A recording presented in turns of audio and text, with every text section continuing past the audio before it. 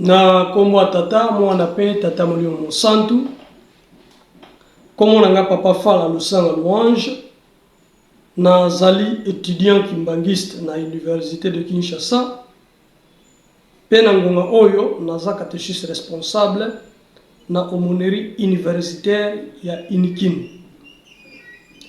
Naza jeune chercheur na kati na lingoma na biso. Mouvement na ngai ezali Gaki Musique. Nasangani na bino sikasika wanantina kokabola ndambo ya boyebi.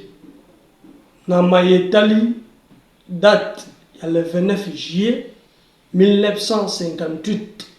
De na kati na lingoma na biso toyebi ete ezali date so papa Joseph Diangienda asalaki accident na Lukulu. Alors biso tozwame apona kopesa quelques précisions. Nantina likambo yango mpamba te histoire ezali falsifiée.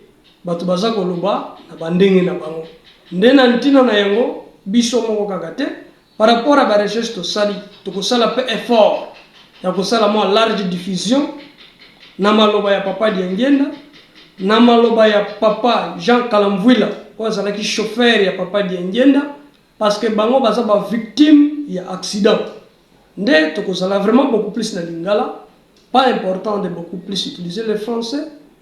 Et notre objectif est de transmettre le message. Mais tozalina PDF oyo biso tient en place pour la lecture pour ceux qui ne connaissent pas les lingala. Voilà.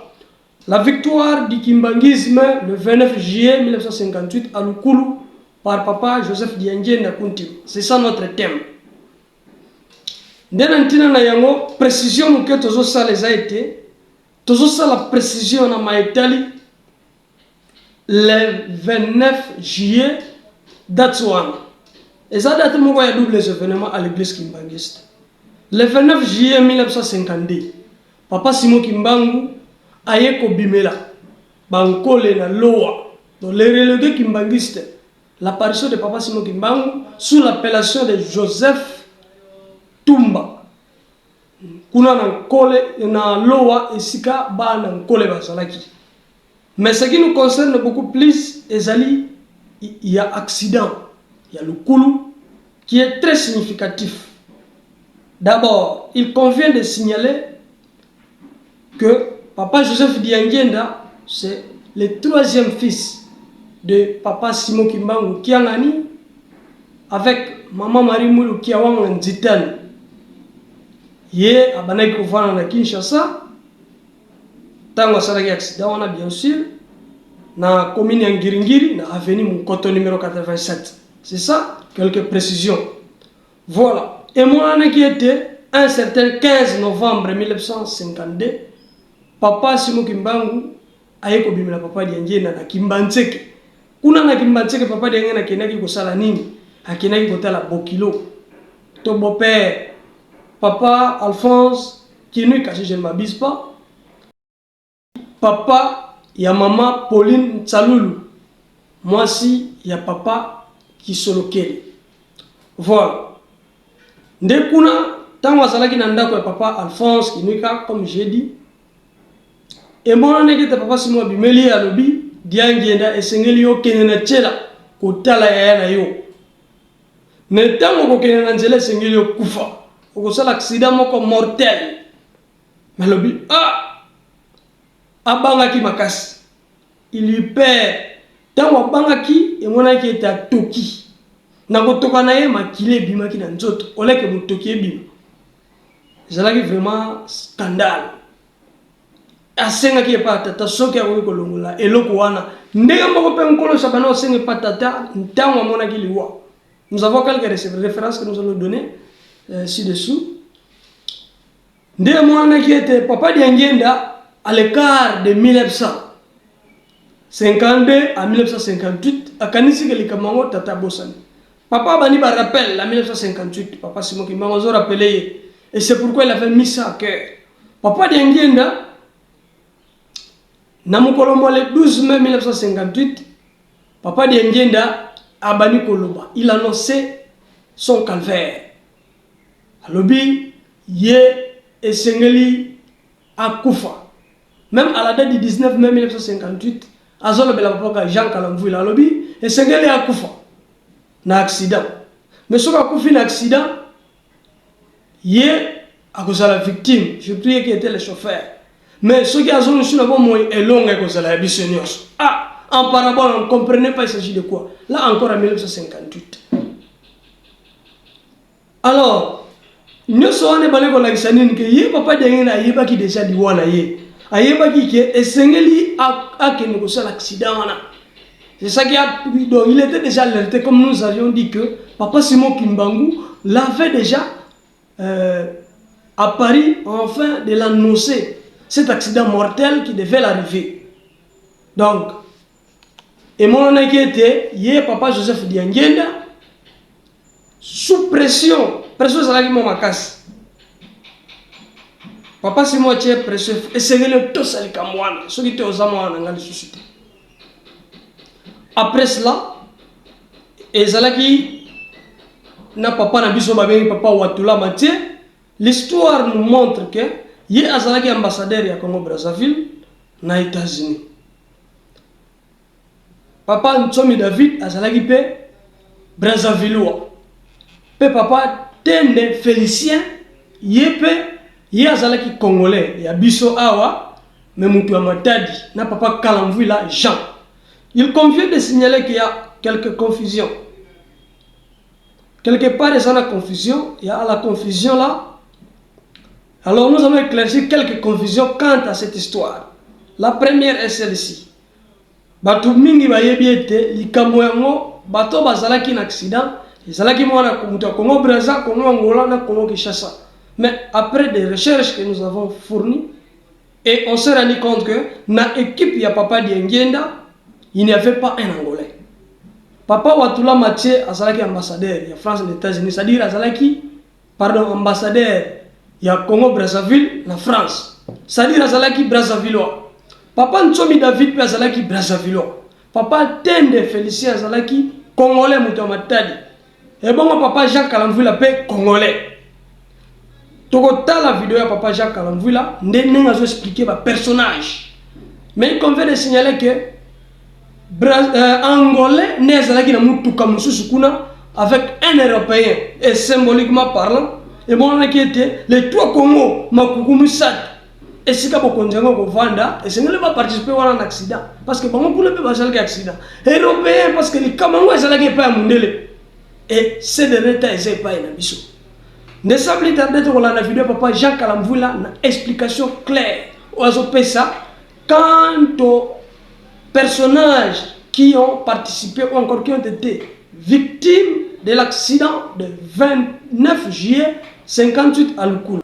Na kote wana kuna papa zalaki awa na suka awa na kita sima na libose pabwe na simanga chauffeur tatantende Félicien na katikati tato tula na suka kuna tatansomi marque ni voiture ezaki marque Ford biso nyonso tukufaki me muta liboso la mukaki Tatansomi David. Tatansomi David la mwaki amoni papa kangamena biloko et puis makila zotanga. Abengi matai. C'est dit Mathieu. Papa fasakene donc papa baby. Tango masali boye tata watula même azaku yoka ngo musika marque tout zaki sur le même voiture bango pe bazaki na kusa sima mais ayoka kama musika. Alors tango ayoki boye mutu wana tu mona qui était tu yebi était mutu ayeka kafungoli porte à papa ya mwana papa kotaki na zamba na te sika kene kufuka mawana toyokani ne papa Diengenda azumo kano ya ko se déplacer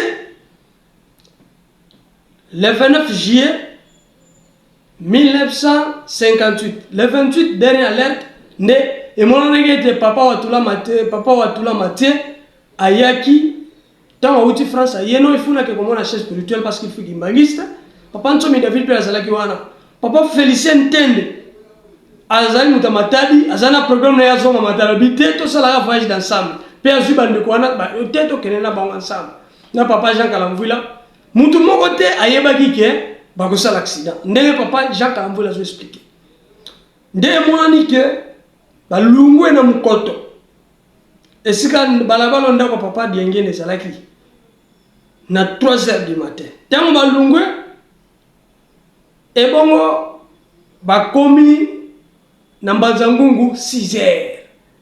Moi, je me demandais, mais comment, de qui je sais Nambanzangungu, depuis la terre, on a 58, bambouteille, ça, quoi, le lotem. Nous sommes en Nzela, tant que papa dit qu'il a cancel Kamwana, nous il faut se pas.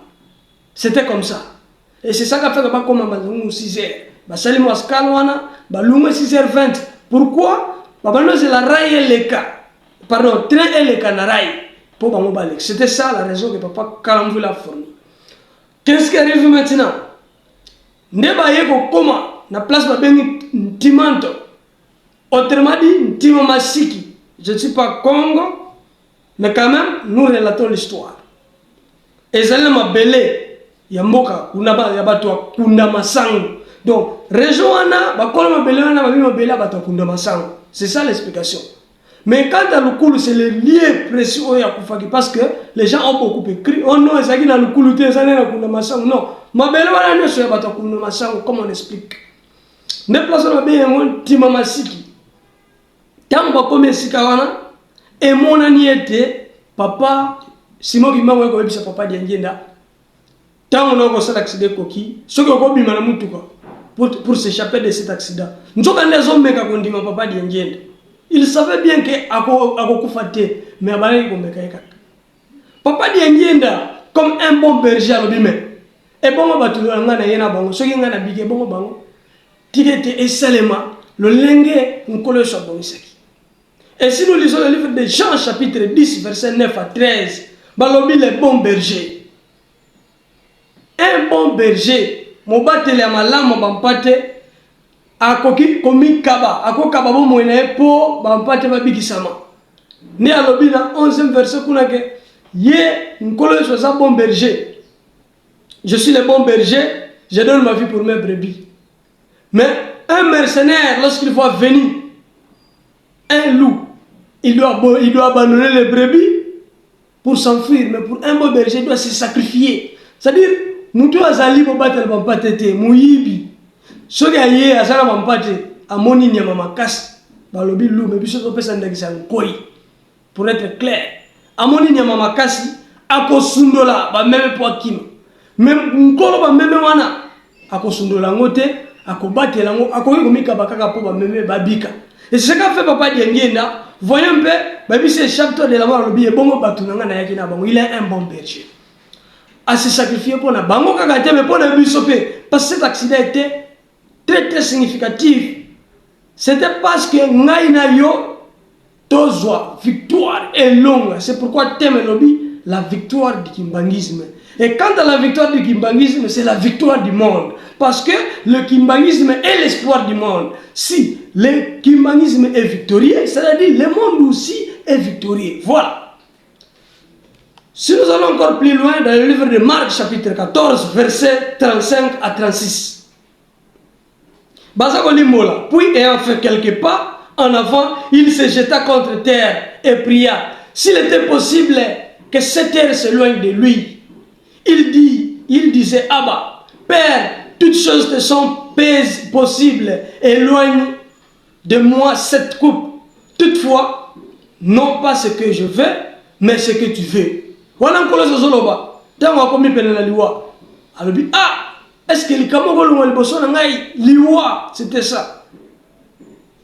Ne, alors, tak. Ceux qui osana ma coquine à nuaso. Ceux qui lingi. Au colon le loco. Mais ceux qui ont bon zambé sont liés. Parce que bangaki, ils ont qui bon moto. Balobi, le Seigneur Jésus-Christ est divino-humain. De même, Papa Diengena aussi est divino-humain. C'est-à-dire 100% Dieu et 100% homme. Voilà. Ne à Sengi et pas tata. Ce qu'on a le loco. Alors, pour ça, on a la matin, mais il y a eu Salem. De même, Papa Diengena n'a pas quitté. Mon papa s'est mal habité. Et bon, on va tout n'engager. Tika était Salem. N'est pas pour ça encore. Voilà. Donc, Jean chapitre 12, verset 27 à 28. Nous connaissons c'est lamenté. Maintenant, mon âme est troublée. Et que dirais-je? Père, délivre-moi de cette terre. Mais c'est pour cela que je suis venu jusqu'à cette terre. Père, glorifie ton nom. Et une voix vint du ciel, je l'ai glorifié et je le glorifierai encore. Donc, tant mukolo ça comme pena na liwa alobi est-ce que ngongo ko longwa te mais alobi mais so que lungwe yango nena yelaki parce que mukolo Yesu ko yana yezalaki pona ko bikisa biso. Il est venu pour libérer les captifs, rendre libres les captifs. Pardon, Jean chapitre 15, 12, verset 27, 28. Jean 12, 27, 28. Néazolo bakia. Mais, ngongo golonga liboso langa, mais yangone na yelaki. Ndeni ni golonga. Tata, kumisa kombo na yo. Alobina ko kumisa yango be d'ailleurs ko kumisa ka yakokaka. C'était ça. Et la volonté du Père fuit. De même aussi papa Joseph Diengenda. Tant abano kan accident wana e bano ça la passe comme j'ai dit mutu que sobe na senga ki papa se bobi mango soke loko na ko lo bino c'est incontournable ndé la souka tant ki bon sambe zonge la tinso de lobby tikete posa no salema. C'était ça. Nous avons fait la Bible vraiment pour nous aider à expliquer les noms qui m'bangissent cette histoire. Ndé après un moment ba ko mona na place wana ba bengi lukulu lelo c'est un site. Tango bakutani wana na mutu ka mususu adverse nezalaki na mu tato babengi lui dama ya zalaki na européen kuna na kati tato wana zaki angolais azokuma papa dienge na kotoyo ya zalaki na papa Kalamvwila Jean papa Ntomi David papa Watula Mathieu papa Tende Félicien. Bango basana mutuka ya papa diengere zalaki force user marque anglaise force use. Alors tango bakutana ki ezaki pont et il y avait pas la possibilité tango batutani il y avait aucun vivant. C'est papa Kalamvwila Jean qui explique et d'ailleurs nous allons se mettre un morceau pour être plus explicite. Lisons le livre de Jean chapitre 11 verset 25 à 26. Kuna nkolo sozo bani. Jésus lui dit, je suis la résurrection et la vie. Celui qui croit en moi vivra quand même il sera mort. Et quiconque vit et croit en moi ne mourra jamais. Toi tu sais là. Awa bazom cette histoire ya Lazare.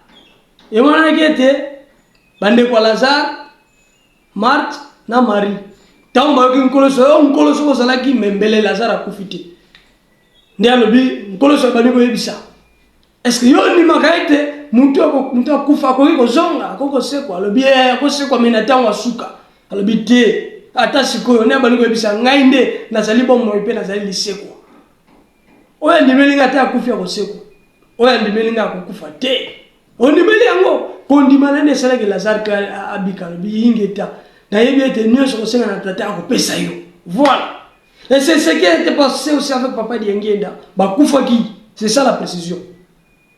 Tango bakufi papa Kalamvwila Jean explique ceci. Mais montali boso la mokaki tata Nsomi David. Tata Nsomi David la mokaki amoni papa kangamena biloko et puis makila zotanga. Abengi matai. C'est dit Mathieu. Papa fasa kene donc papa baby. Tango masali boye tata watula même azako yoka ngo musika. Voilà. Papa Kalamvwila Jean a expliqué ndenge bakufelaki. Bango nyonso bakufi mutali boso alamukaki papa Ntomi David. Tango ya alamuki papa Watula abani ko benga papa Watula matai. Ici on ne dit pas que papa diengena alamusa bango nyonso, mais on nous explique ça. Abani ko benga matai. Et ça va éclaircissement to son pesa.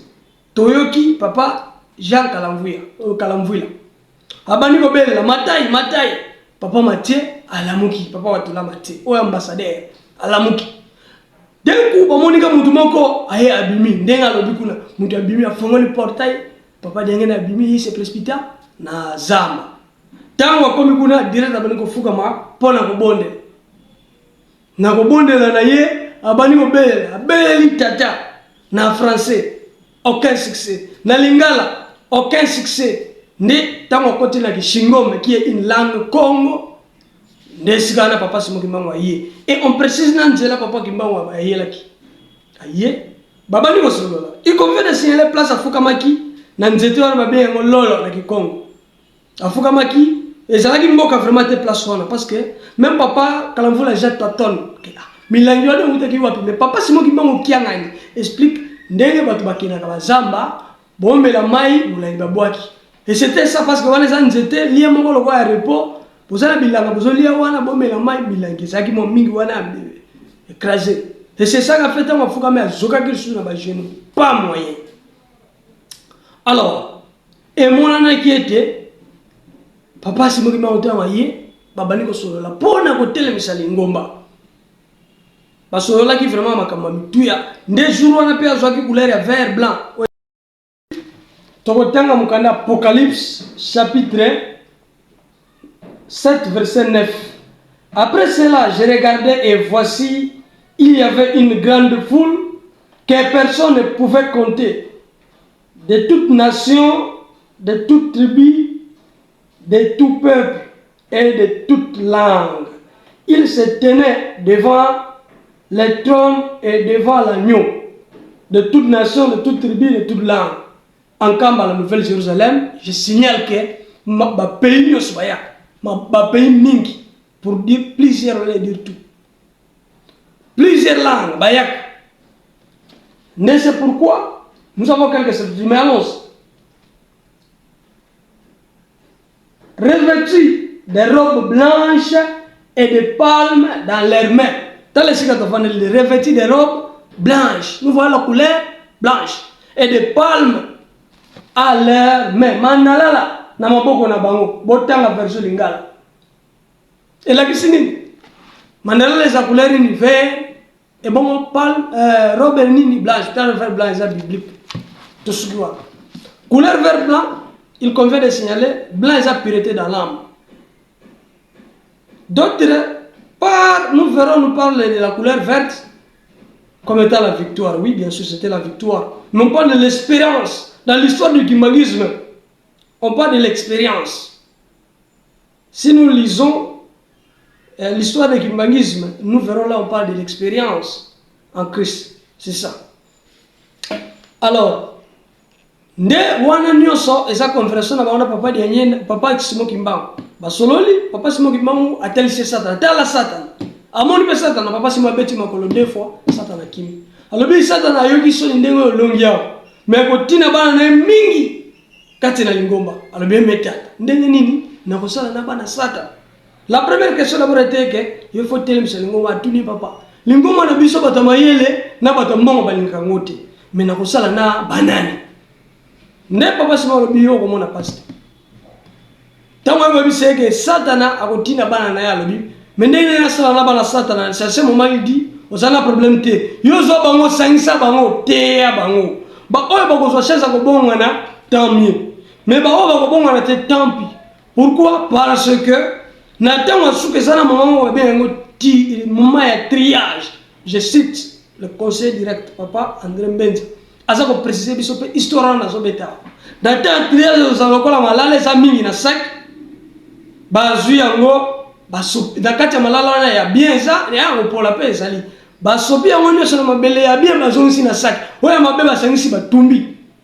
Allons lire dans le livre de Matthieu chapitre 13 allant le verset 23 suivant qui to tang penza nyoso kuna basolo bali cessé ya moloni mutu wana zali moloni aloni blé, on parle de blé et ivraie.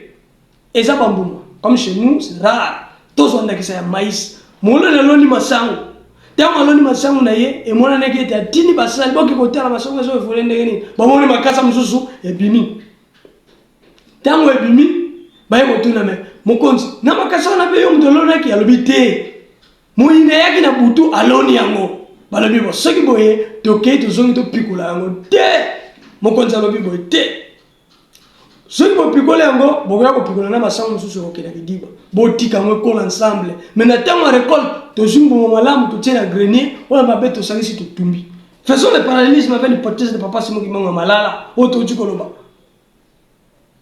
Ke bazu malala basopi, bazongi si ya bien na sac ya mabe basangisi batumbi. Parallélisme.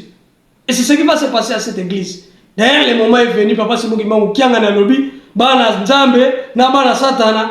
Et c'est le Gabonais à la part respect côte. Voilà. Nous continuons avec notre histoire, c'est une parenthèse que nous avons voulu ouvrir. Tout justement après conversation à papa Diengue et papa Simon Kimbangu, Nassé en était à l'ol, à l'Oukulu. papa c'est moi ibise songa ke ko la musa chauffeur la musi papa kana mvu la ja de ba image bezali aba mutu kananga zali jusqu'au jour parce une histoire récente 58 ça ne date pas par rapport à l'histoire en Colo Yesu. Alors bango balamukaki nous allons nous référer à un passage de Ézéchiel 37:1 nzambe azala makoki ko la musa ta mutu akufa kala ba milliers d'années à la musie tala nzambe azopesa instruction de Ézéchiel la musa yebisana mikwa balamu tout batu balamuki lisez Ézéchiel 37 bana intile suka pour ne pas précision penza balamu kitoko ezali après accident et mon nana qui était papa Diangue na bamemie na hôpital ya Tumba donc bamemie kuna likunia lokola mundela zaka na tawana babika au mwana kimbao bakonzi bapesi ndingisa ole bakanga papa Diangue na pota na bapesi ni bakanga na graphics ta la photo ndenge tozomona na photo papa Diangue na réclamé j'ai même suivi le de papa Diangue ngai na bota makiboite nyoso za polo o mona esengo no ponga ino yoto sana elonga lo ina sala ki accident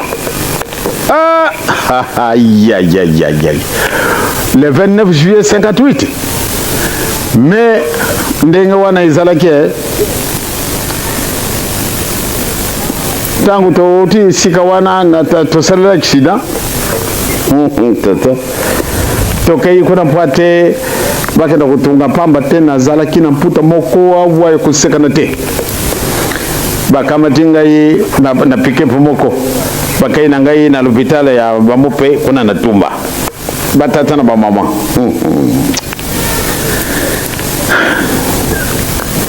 tangwana nazar kumona pasi ekasi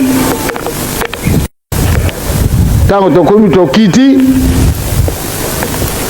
bakiti singa impamba tena zalaki na pasi makila matangi sikasaba nani wanda Diangenda oyo Diangenda mwana simo kimbango ale teka ye bango pe banganga nzambi teka ye amususu bake kujwa agrafezo bakanga ka ba papier yangwana nde bakangila ka bomona ka lungi nanga izali boye agrafezo oyo bakangila ka ba mukanda ore bamonganga bazali na bagrafe ndenge mususu bango bele oyo bakangela ka mukanda bayo kanganga yawa.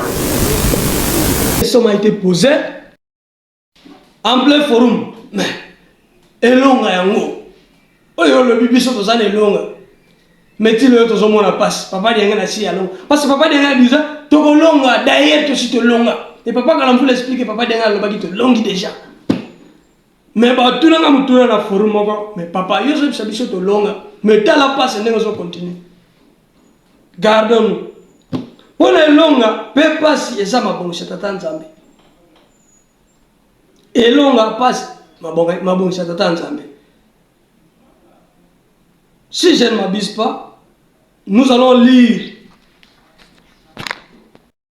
Nous lisons le livre de 2 Pierre, chapitre 3, verset 9. 2 Pierre 3, 9. Le Seigneur ne tarde pas dans sa promesse. L'Éternel ne tarde pas dans l'accomplissement de la promesse, comme quelques-uns le croient. Mais il use de patience envers vous, ne voulant pas qu'aucun périsse, mais voulant que tous arrivent à la repentance. Parce qu'on va dire, la réponse n'a pas ça qui était. Tout le monde bien sûr, mais c'est le papa Katamukan. Mais mamie on le bilaka umeli. Nzoka nzambe azako umela tena bilaka na ye. 2 Pierre chapitre 3 verset 9. Biso ne tozako umisa ye. Popo sana ezake moko te azanga nkembo. Nalingi te moko na bino azanga nkembo. Nzamba lingi te moko azanga nkembo. C'est pourquoi nde azako patienter les choses. Ezalaki centenaire ne makamto sili. Mais tozako kota déjà les autres en 2025, 4e année à centenaire. Mais je martèle, papa mon centre en 2023, on ici compter à 0. Pour que tout se racheter. Tout se racheter. 2024, il y a une année de démarrage. Et puis la néwana papa c'est action de grâce et ça na noté. Nous sommes pas biso to ko ko mona kembo na ye. Na 2025 le 17 janvier 2025 to saki na nkama pona souhaiter meilleur vœu. A rappeler biso 2023 ça qui compter à 0. 2024 année à démarrage. Mais 2025 et ça déjà année de départ. Vitesse na ça 100 à l'heure. Nzama déjà si akei e bongo yo mto tikali. Voilà. Pona nkembo, pona elonga Nzamba zo umela te tozo misaende. Azo tala me biso tozo nyoka ma. Bazo tchola biso. Mais so to zangi ke mongo zandenge. Ça dit nous sommes pas prêts. So wakati bilagana za rigoureux. Ata eloko mukeo na za rigueur. Asa na rigueur makasi. Ndeto bonga mapoto mona nkembo. Voilà, c'était ça ma réponse. Quant à l'accident de papa Diangé, na quelques précisions to salaki nango. Nde yango wana. To silisi on kombo tata. Ya mwana pe tata mule mosanto. Amen.